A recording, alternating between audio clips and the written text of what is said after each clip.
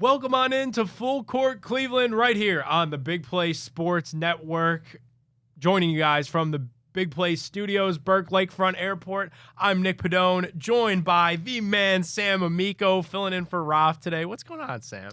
Not much. Good to see you again. Haven't seen you in a little bit. I know. I haven't been on Full Court Cleveland in a while. Last year was a lot of me and Ralph holding it down. Right. You guys have done a tremendous job all season long, so it's great to be back on. Chat some Cavs. One seed in the Eastern Conference clinched.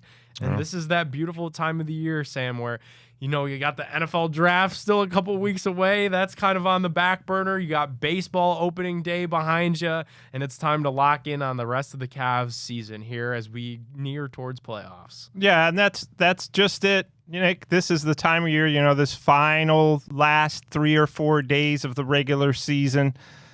Cavs are just going to be resting guys clearly at this point. But, then you got a whole week off. Get 6 or 7 days of, I don't want to call it rest. Even there's just no game, but they're certainly going to be getting ready for the playoffs. And number one seed, who would have guessed this at the beginning of the season? Nobody. That's who. Yeah. So here they are. And you look at just that, the beginning of the season, I think a lot of people were excited to see how Kenny Atkinson was going to mesh. We were all saying it might take some time. There could be some moments throughout the season where things don't look exactly the way that you want them to.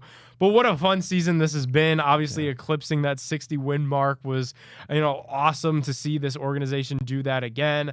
And then to have that number one seed clinched up here in the Eastern Conference when everybody was looking at the Boston Celtics as, they are the champs, and they still are the defending champs. And we expect that to be, or at least I expect that to be a clash of the Titans here in the Eastern Conference Finals. But I think a lot of people nationally probably have the Celtics penciled in as the number one seed here in the East. But it's really been a coming of ages for the Cavs, and we've seen that the two bigs could work together. We've seen that DG and Donovan could coexist. Obviously, now it's time to put all that together for the postseason, but this has been a really fun regular season for these Cavs. Yeah, you think about going into the year, everybody was talking, obviously, about the Celtics with good reason because defending champs, but you also have to think about how the Sixers went out, got Paul George, and added him to Tyrese Maxey and Joel Embiid. And a lot of people were saying, this is going to be a two-team race. And then the Knicks got Mikal Bridges and Karl Anthony Towns. And the Indiana Pacers coming off a run to the Eastern Conference Finals. People were talking about the Cavs saying, that's it. That's all they're going to do is get a coach. That's the only change you're going to make. And, all of these things came together. The fact that Kenny Atkinson, obviously a great fit, but also the guys who returned, there's a lot to be said for familiarity and them having played together. And then Evan Mobley taking his game, at least his offensive game, to another level. He was already pretty elite defensively. And then, of course, Darius Garland bouncing back from what was a rocky year. All those things added up. I think even better than the Cavs expected. I don't know that they were even expecting to get the number one seed and 60-plus wins. So obviously I'm filling in today for our guy, Rafa Hernandez Brito, busy calling the Cleveland Guardians games in Spanish. You could tune into Rafa and Carlos Baerga calling those games in Spanish. Raf kind of went viral unknowingly. He was on the call throughout the entire Final Four in San Antonio, and then obviously the national championship game. There was a Florida student reporter, Sam, who's kind of gone viral. Yeah. And obviously as someone that's established in the journalism field and realm, and then someone like me that kind of grew up in this new age of going to Kent State for journalism, I kind of view this from, I see this at least from both sides. The student reporter is going viral for celebrating in the media area. And you could see Raf on the call in the background, also celebrating, the Florida Gators getting ready to, win the national championship as the final minutes of that game ticked towards zero and they were getting ready to cut down the nets. That ruffled the feathers of a lot of the traditional Big J journalists out there, Sam, that's a cardinal sin. That's a no-no. She's in the media area covering the Florida Gators, probably a student at, the University of Florida, but cheering in the media section, generally a big no-no. Yeah. And I see both sides of it too. I'm an older guy who's very thankful for the media, the way the media has changed, and I like the new age media. I know that there's a lot of traditionalists, like you said, that are going to get very upset about that. Girl cheering. To me, it didn't look like that big of a deal. It wasn't like she was standing on the press table and going nuts, So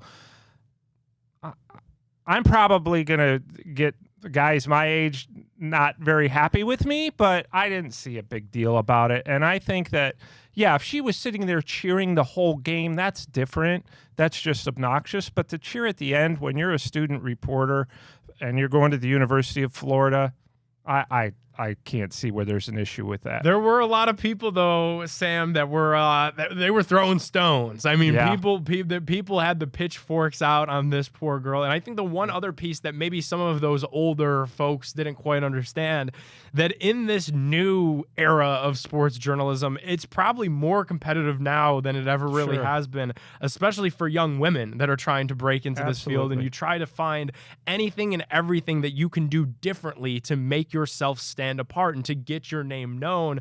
So this girl kind of came up as, she documented her journey of covering the team on TikTok, and this was a part of her TikTok experience of covering the national champion Florida Gators, and the end being a celebration, and it definitely ruffled some feathers. But I guess it did kind of prove maybe what she had set out to do all along, was to get her name out there and to get people like us talking about it. Maybe I should cheer in the press box, then people will know who I am. Maybe when the Cavs win the championship this season at Rocket Arena, is Sam Amico going to be on I'll TikTok? I'll be sprinting around the arena. Yeah, they'll be like, boy, that Amico guy who already probably lost his mind has really lost his mind now.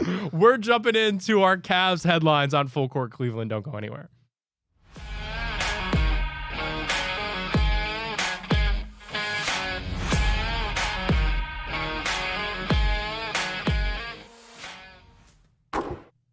Cavs headlines on Full Court Cleveland, brought to you by our friends over at Garage Beer. If you haven't tried Garage Beer, I couldn't think of a better time than getting ready for Cavs playoff basketball. It's comes in just two flavors, a classic light lager and lime. There's no frills, no bitterness, no IPAs. Garage Beer is literally just beer flavored beer. You could find local retailers who sell Garage Beer near you by visiting drinkgaragebeer.com. All right, Sam, we talked about it a little bit in the open. Cavs obviously clinching the #1 seed in the Eastern Conference. As somebody that's been around this league and that's been around this organization for a very long time, just how big of a deal is clinching the #1 seed in the East for this franchise? I think, it's huge because obviously, and with good reason, this team has been connected to LeBron James for the last 20 years, whether he was playing in Cleveland or not. That's how you measured yourself. Is this team as good as any of those teams that LeBron played for? That's what people are always asking. And people always expected them to be bad. So you think about how Kobe Altman has built this team and built this roster with this depth, hired the right coach at the right time. Yeah. I think it's huge for the franchise. I could tell you, and I've said this before on this show over and over and probably other places, I've never had so much fun covering a team, and that includes LeBron James teams, and I loved covering those teams. But this one, to me, just has all the pieces, all the personalities, such great guys, and I just love the way they play. When they're playing at their best, they're the most fun Cavs team I've ever watched. Yeah. So I think that, the question was how important is the #1 overall seed? I think that's pretty vital, but in the NBA playoffs, if you want to get to the finals, we all know you have to win road games.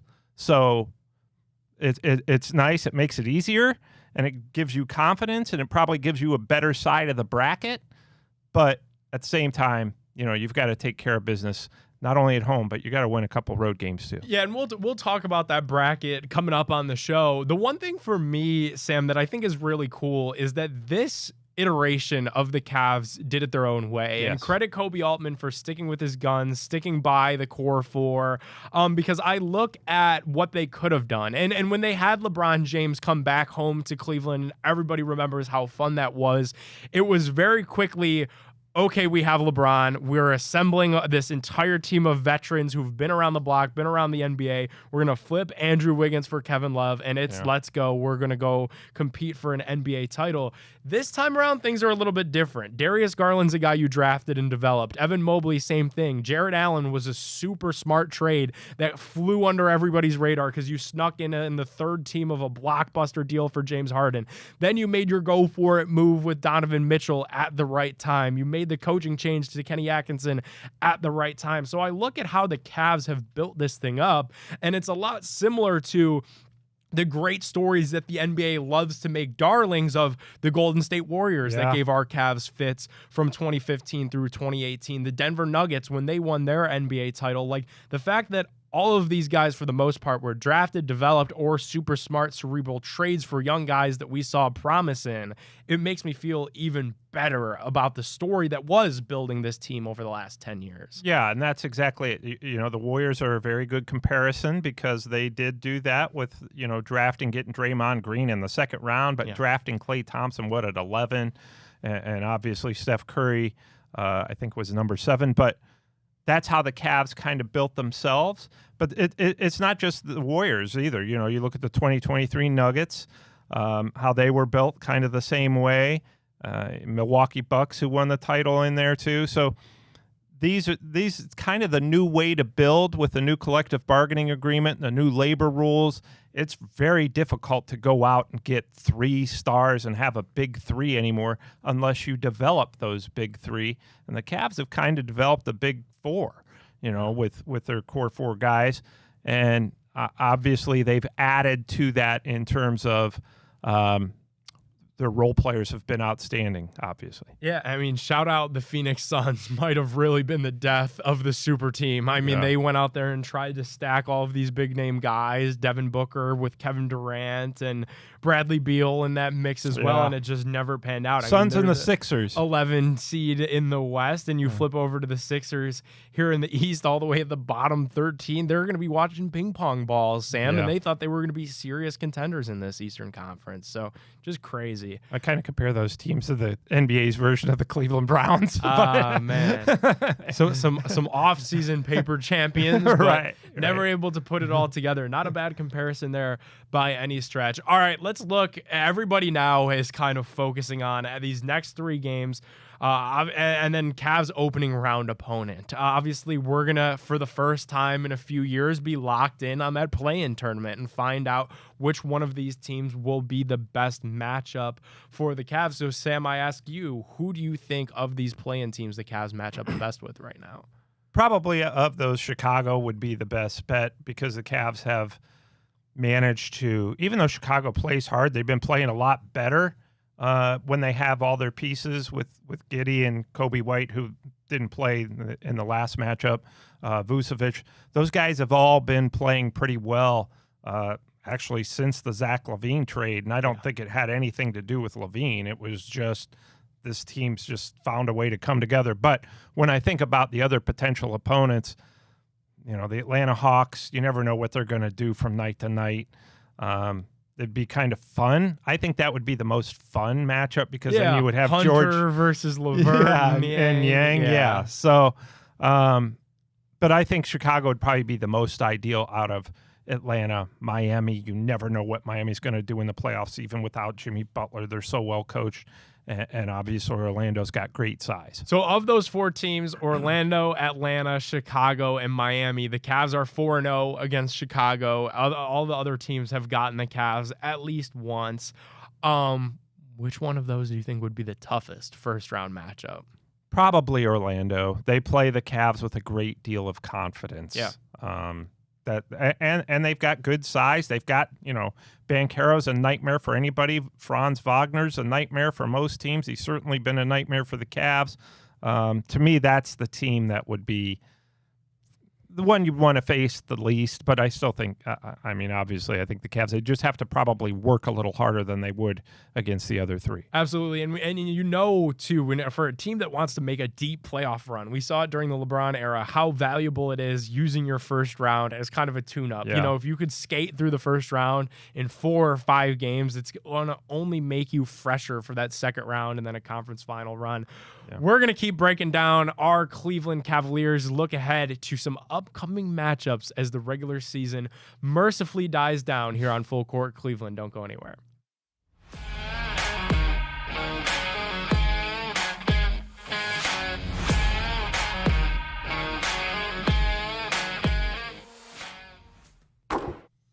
Welcome on back into Full Court Cleveland here on the Big Play Sports Network. I'm Nick Padone, filling in for Rafa Hernandez Brito. Lucky to be joined by Sam Amico, longtime Cleveland Cavaliers and NBA writer.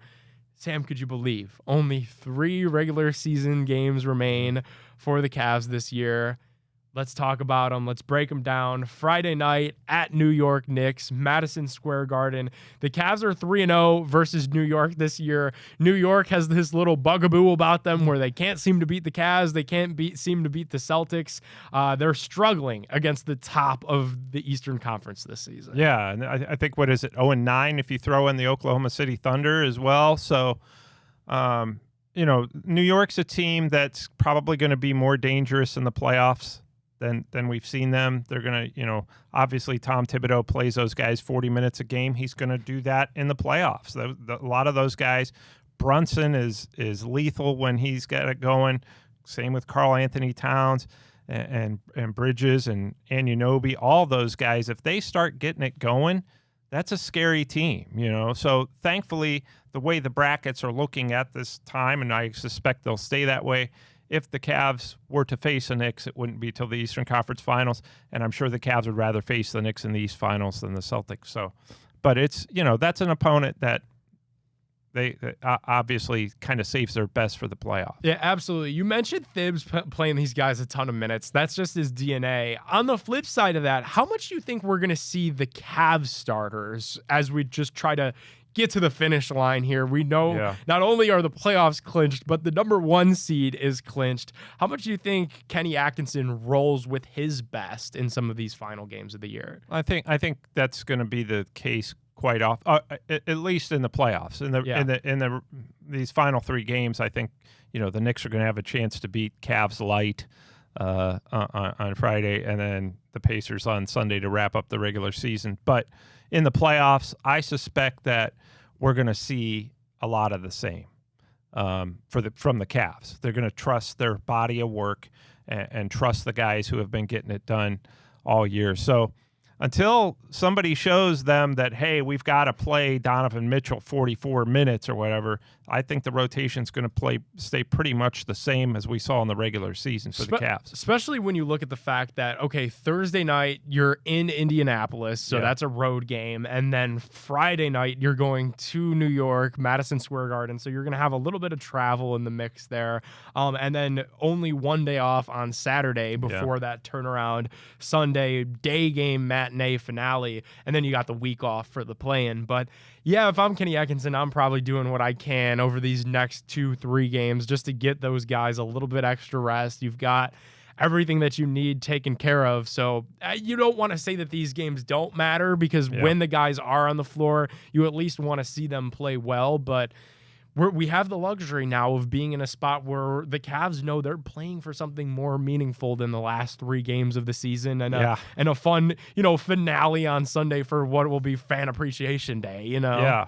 Yeah. Well, I believe that's also Media Appreciation Day, which it should be. It should be. Come on, every day should be Media Appreciation Day. What would the Cavs be without the great, you know, writing and interviewing skills of Sam Amico and I think and they'd the be other just hard fine. workers. But they do need they do need the coverage. But, you know, to me, that the end of the regular season signifies just you get a chance between the regular season and playoffs, as you mentioned, Nick. You get a full week off.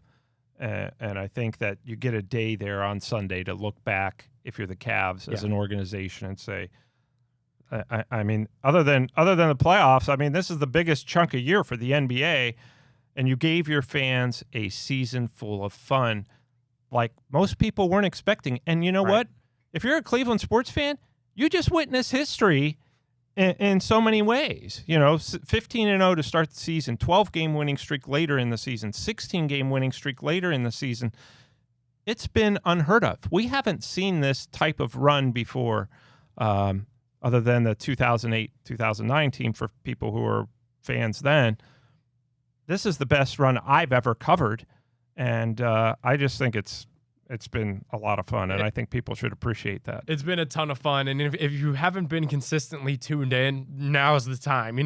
Get tuned in and tuned up for these final 3 games of the regular season and get yourself ready to go and familiar with just how fun these guys are, especially the new additions. Ty Jerome was a guy that was on the roster last year but was injured. We didn't see a whole lot of. And then DeAndre Hunter at the deadline has been welcome sight for sore eyes for all the people ever since really LeBron departed and we didn't have a true small forward here in Cleveland. DeAndre Hunter from day one has stepped in and filled that role. All right, Sam, as we wrap up looking at some of these matchups, it is interesting that the Cavs play Indiana twice in their final 3 games of the season, and obviously that could be a second round matchup for the Cleveland Cavaliers. We're 1-1 at the time that we're recording this against the Pacers this season. Cavs lost by 15 at home and won by 10 on the road. The word out on the Pacers is that they could put the ball in the basket. They score a ton of points. Well, that's just it. They're going to keep you moving. They're probably the team that the Cavs could face in the playoffs that are most likely to let you score because they just want to get the ball out from under the basket and go try to outscore you, and they're very capable of doing that. They're kind of offensively, they're kind of like the old school Warriors in the sense that they're going to dare you to try to stop them, and it's difficult. So that's the one thing about Indiana that people calling them a dark horse. And here's the other thing. This is a team that has great playoff experience now, having made a run to the East Finals last year. Got some breaks along the way, but they're also capable of putting up points in a matter of minutes. And that's, that can be a tough matchup, the Pacers, with anybody. But, yeah, the Cavs, I don't think we're going to see the Cavs versus the Pacers in these final 2 matchups. You know what I mean? Because people are going to be resting and all that. So, second round, if that works out that way, their brackets are aligned, that would be a very tough, underratedly, if that's a word, tough matchup. I'm going to mark that down as a word because it would be an under-the-radar difficult matchup for Cleveland because of exactly what you said. The Pacers are still a young team. Right. Similar to the Cavs, a young team that, is athletic enough to be able to survive a long 7-game season. But then also you couple that with the experience that they gained all last season through a deep push to the Eastern Conference Finals. I wouldn't be mad at avoiding them. Alrighty, we're going to step aside here on Full Court Cleveland. When we return, it's Power Rank time on the show, and we're going to go down memory lane and relive some of our favorite moments from this Cavs season. You don't want to miss that and more when we get back right here on Full Court Cleveland.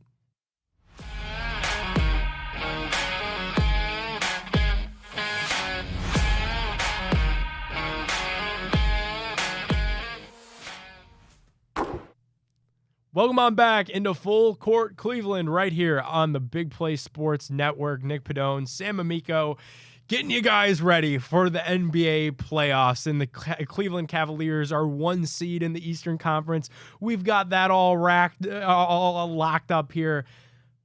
But we got to go down memory lane, Sam, before we can truly get that excited about playoff basketball. It's Power Rank time on the show. The NBA season's wrapping up this week.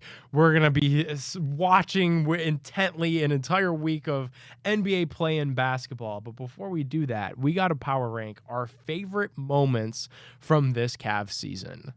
Okay. Well, we're going to go with 3 of them. 3 of them. You know me, I usually go with like 10. Hey, I mean, we do have garage beer behind us. We could maybe go 6. And favorite moments of this Cavs season. It's been a fun season, and it's been a season filled with a lot of fun moments. So it is going to be kind of difficult to trim the list down to just 3. Well, I would say, and I don't know in any particular order, but kind of the way they've happened.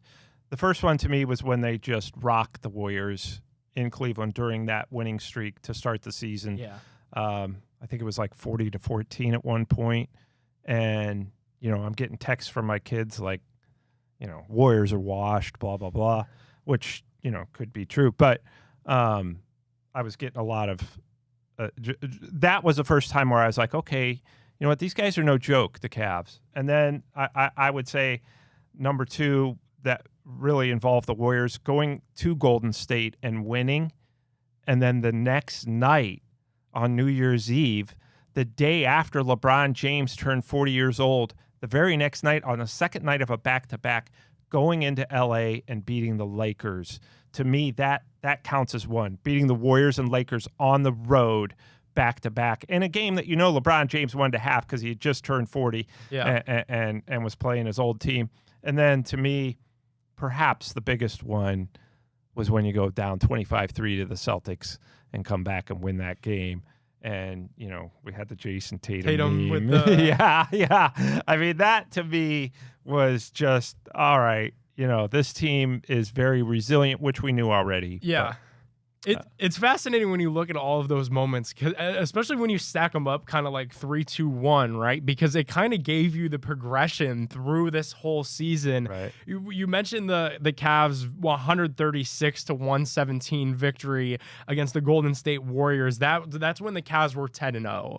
And everybody then was like, okay, the first 9 games, everybody was like, okay, but they haven't played anybody. And then you beat the Warriors, and it was like, okay, now they've played somebody. The Warriors at that point were 7-2. Yeah. So that was a legitimate win for this team. And like you said, it was a game that was over at halftime. So the box score looks a little bit closer than what it actually was at the end. That got everybody to buy in. But you're right. The moment of the season has to be that Celtics game, because there were a lot of people, myself included, that the thought ran through the back of my mind throughout that first half was maybe these Celtics are just better. Maybe this is a situation, if we want to compare this to the NFL, like we did kind of comparing the Browns to the Sixers. I was thinking maybe the Celtics just are the John Elway. Right now we're just going to have a really hard time getting past them. They've got our number. If we can't get it done in the regular season, how are we going to do it in the playoffs? So to come back from down not just double digits, but down 20 on the road in Boston, that's when it proved to me that this is a team that's not just a fun story. These Cavs are a team that are not just very talented top to bottom, but this is a team that's going to quickly stomp out any of the allegations that they could be the 2015 Atlanta Hawks and a great regular season team that just gets floored come playoff time. I was like, this is a team that can compete for the East and can compete for a title this year. Because we saw the importance and the impact of DeAndre Hunter and what that's going to mean for that series later in the year. Like, that was the perfect win for this group. And I think it shows the Cavs' depth, right? I mean, we know about the core four, but they always seem to get not just one somebody, but 2 or 3 somebodies stepping up in these bigger games, whether that's been Max Strus. Obviously, Ty Jerome's been the MVP since he came back from this foot injury, knee injury. And there's games that guys we don't talk about very much. Dean Wade, Isaac Okoro, Sam Merrill, these guys coming in and doing the intangibles that help them to win. I think that's where the Cavs have such a big edge over I'm not going to say Boston, but teams like the Knicks and the Pacers and the Bulls and other teams they could potentially face in the playoffs. They have really good role players, and that's how you win games on the road. And that is how, because I imagine if it is the Eastern Conference Finals, Cavs, Celtics, and things could change, injuries happen throughout playoff series as well, the Celtics are probably going to be favored in that series, but what gives the Cavs a puncher's chance to make the NBA Finals this year, even against the big bad Celtics who are the defending champs, is that they are so deep. And we talked about this team and kind of their similarities to the Warriors organization, like the fact that the Cavs could kind of steal that strength in numbers mantra that Golden State killed us with for 4 straight trips to the NBA Finals. Don't let Ty Jerome get hot in the playoffs. All it takes is one game and a couple of shots to go through the net, and Ty Jerome's now feeling himself. Same thing goes for DeAndre Hunter. So a lot of reason to be excited for our Cavs as the playoff near. Coming up next, we're driving around the association. We've got the Cavs covered, but who else is making noise around the NBA? We're driving around the association presented by Infinity when Full Court Cleveland returns. Don't go anywhere.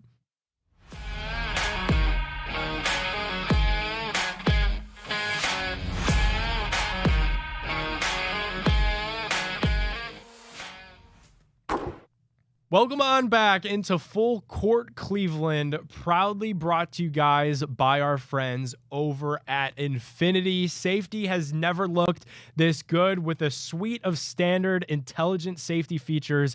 The all-new QX80 is as safe as it is luxurious. 3 spacious rows and is an IIHS top safety pick.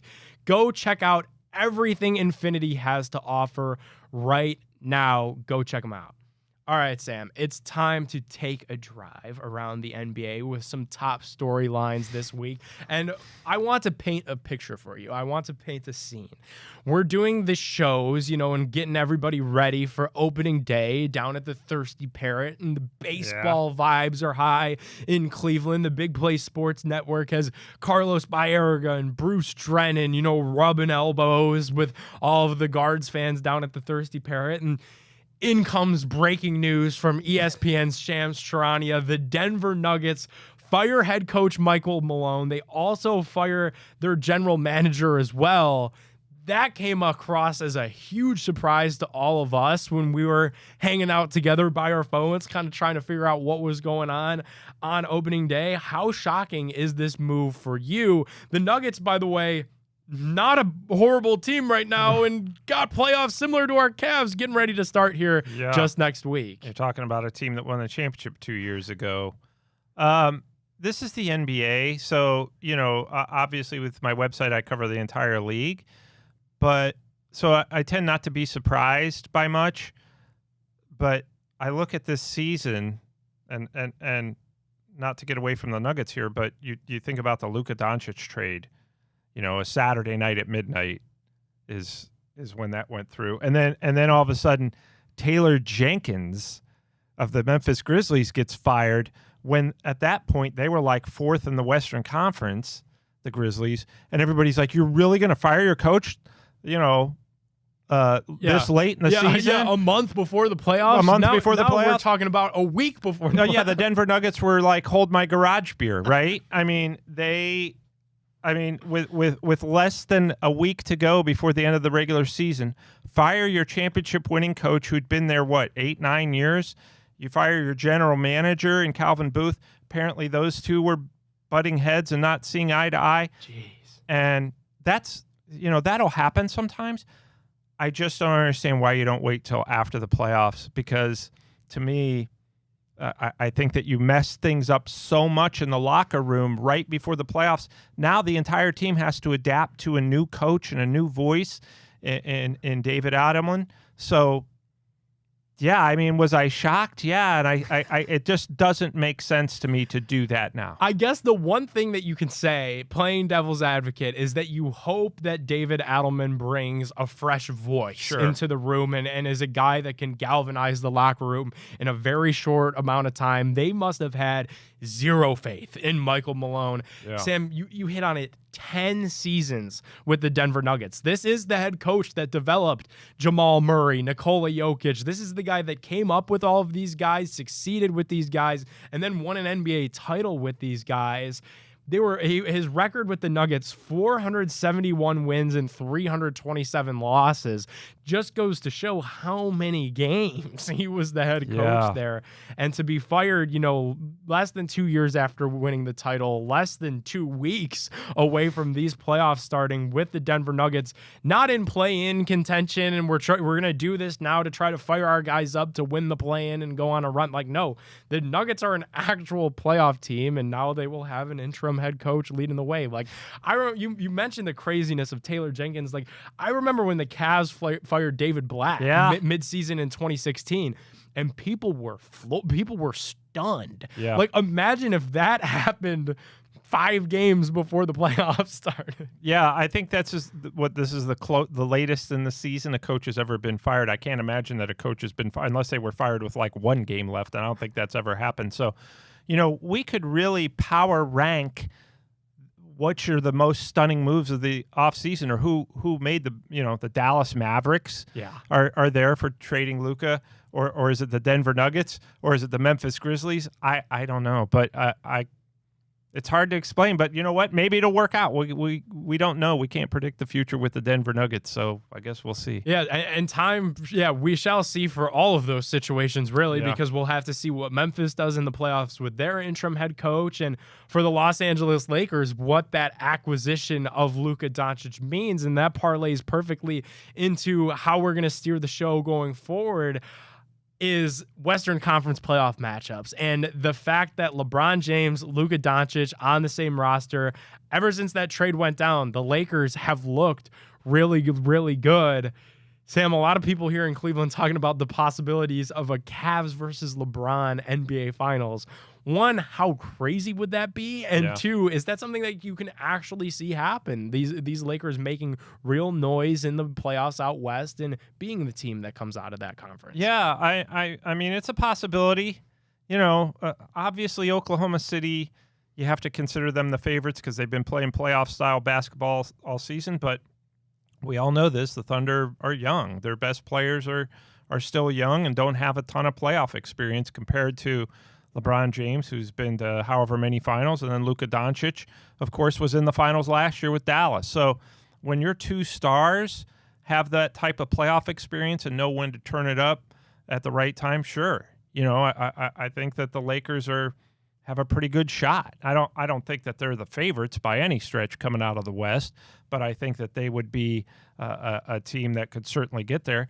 And, as a guy who runs a website and who's life depends on clicks, that's the finals I'm rooting for. I would just put on the headline, Cavs v. LeBron James. I wouldn't even put the Lakers in the headlines because that would be enough clicks for me. So I think it would be a very interesting finals to watch, too, because we haven't seen the Cavs this year play the Lakers since that Luka Doncic trade. It sure would be really interesting. And I think maybe there's a piece of the NBA that they would love their Boston versus LA because that's the historical matchup making, but a decent consolation for them. And maybe that matchup is the consolation second to a Cavs versus LeBron. I think the ratings for a Cavs-Lakers finals would be higher than the ratings for a Celtics-Lakers finals. Yeah. I really do. Because I agree. I just think the storylines there are endless.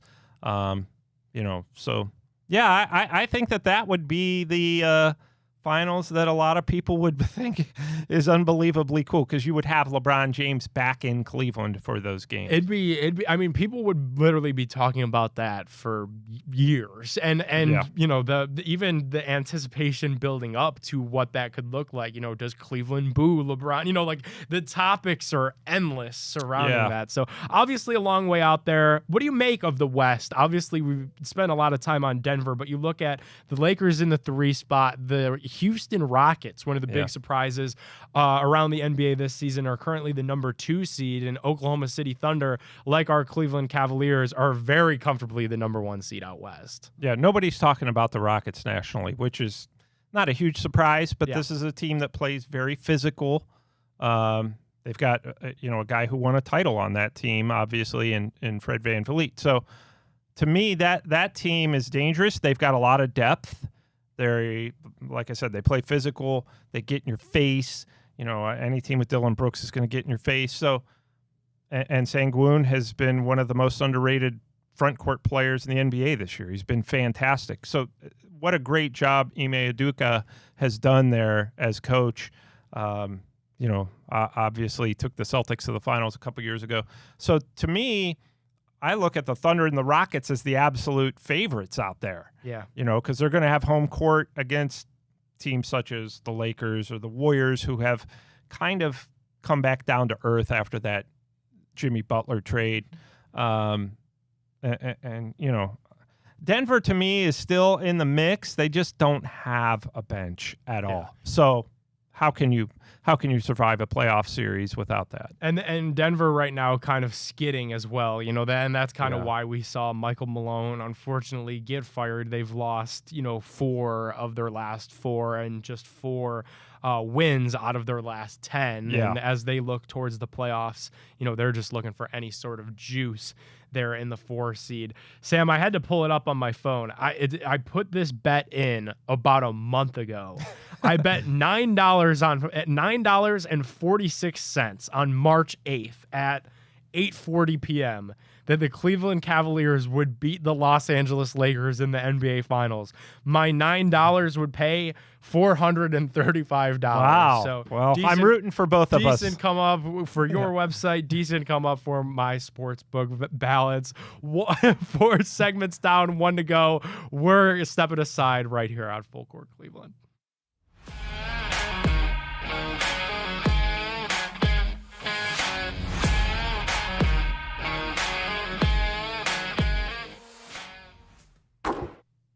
Welcome on back into Full Court Cleveland right here on the Big Play Sports Network. Nick Padone, Sam Amico. I miss our guys. Raf's busy with the guards doing Spanish play-by-play. Booby's busy hanging out in Texas and LA and Atlanta building all of these businesses. But me and Sam holding down the fort right here at Big Play. And it was a fun show getting us ready for playoffs. I say a lot less controversial stuff when you're here than when Raf's here, so I want to thank you for that. Okay. I'm keeping everybody out of trouble. That's my job. We're all on the straight and narrow. The one thing that I know Rafa would want to talk about if he was here is the Masters, technically starting today, Thursday, as we're recording this, and we'll go all throughout the weekend on Sunday. Are you a big golf guy, Sam? Do you get into following these tournaments, and how closely are you locked in on the Masters this weekend? I probably am not a golf guy. I was decent years ago. Okay. And then I get frustrated with it, and then I stopped following it altogether. Now that I've gotten older, I started following it a little bit more. Yeah. And I think that Masters Week is always very cool, obviously. It is very cool. I was saying on the Big Factor, our Big Play morning show, that I'll watch the most golf this weekend for the Masters. And I'm really only probably watching like the last hour before they're about to, whoever's in first and second kind of jockeying for that green jacket. And then I'll watch them put on the green jacket. And then I'll look forward to the Masters next year. Funny enough, this is a little known fact. Really, my grandfather was actually in the PGA. I've never golfed. No kidding. Wow. I bet he's proud of you. Past, when I was very young and literally just months old, and I just never got into it. Never got into playing. I've gone to the driving range. I've gone to Topgolf. I can swing a golf club. How it looks might be a different story. I'm at least competent with it. And then to play a whole 18 holes, Dave, Rafa, Booby, and myself a couple of years ago went out and played a round, and it was rough. It was me and Booby's both first time ever out there, and it was rocky. I will say, that's a whole show. It really was. And Booby had the one highlight. He sunk a putt from really far out. Really? I'm going to say, a good 20 yards from the hole. Just went out there with the putter, and had a little backswing to the putt. It was straight like something you would see at Fun and Stuff. And true to Booby form. He was running around, from deep, true Booby form, running around with the club, going crazy. And everybody said that was the most expensive shot that he'll ever make, because he'll spend thousands of dollars on equipment and lessons trying to chase that feeling for the rest of time. But that makes sense. Yeah, that's my one golf story, I guess. That's a great golf story. On the weekend of the Masters. So. That's a great. You have a relative who was on the PGA Tour. That's pretty amazing. And then made a living living in Northeast Ohio here, fixing up clubs, and it's kind of his retired life. But I never made it out there myself. So who knows? Maybe it skipped a generation. Maybe like how that works in genetics. Like maybe my kids will be like. Well, you still are young enough. You might have untapped potential. You don't even realize. I could, and golf is a game. Like you could see me. You could catch me in 20 some odd years at the Colleague Company's, senior tour championship at Firestone, winning that thing. And none of us will be surprised because it's in your blood. in 20 years from now. What a fun show, getting you guys ready for all things Cavs playoffs. Make sure to throw us a follow on social media at the Big Play Sports Network, because we're going to have the best Cavs coverage in town right here on Full Court Cleveland. Raf's going to be back. I'm sure Booby will be back at some point. Sam's holding it down, and maybe you'll catch me a time or two. For Sam Amico, I'm Nick Padone. This has been a fun episode of Full Court Cleveland. See you guys next week.